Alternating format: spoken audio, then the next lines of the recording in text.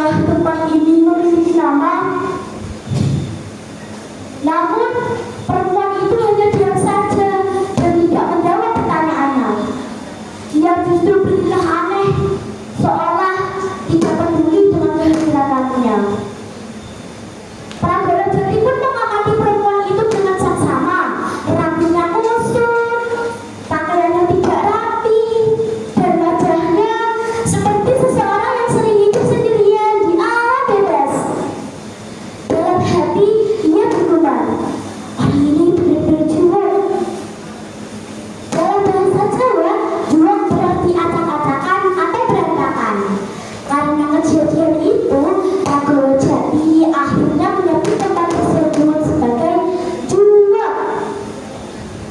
Setelah cukup beristirahat, Pragowo Jati akhirnya melanjutkan perjalanannya kembali. Dia masih harus berjalan jauh menuju rumah sampah yang ada di daerah Grobogan. Perjalanan itu cukup sulit. Mengapa bisa sulit? Karena dia merasa lelah setelah berhari-hari berjalan. Setelah tiba di rumah sampah, ia menemukan tanah yang berbeda dari tanah biasanya. Tanahnya lebih lembut, halus, dan memiliki aroma yang khas. Merasa penasaran, Pragowo Jati pun mengambil sebidang tanah itu lalu mengusapkan ke tubuhnya. Ajaib! Seketika itu juga rasa lelahnya berkurang dan tubuhnya terasa lebih segar. Pragowo Jati pun tersenyum dan bersyukur karena menemukan tempat yang memiliki kekuatan alam yang luar biasa. Sejak saat itu, tempat tersebut dikenal sebagai Sentara Pragowo Jati dan masyarakat percaya bahwa tanah di sana memiliki khasiat khusus. Setelah merasa lebih baik, Pragowo Jati akhirnya melanjutkan perjalanannya kembali ke Kabupaten Pati.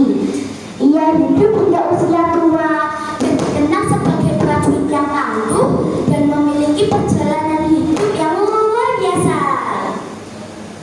Meskipun hanya sebentar singgah di Juwa, masyarakat setempat tetap mengenang peristiwa dari sejarah desa mereka. Mereka membangun petilasan sebagai tanda penghormatan atas perjalanan Pragowo Jati di desa mereka. Setiap Jumat Pahing, masyarakat mengadakan upacara sadana, yaitu acara doa bersama untuk mengenang asal-usul desa mereka. Acara ini diadakan 3 kali dalam setahun,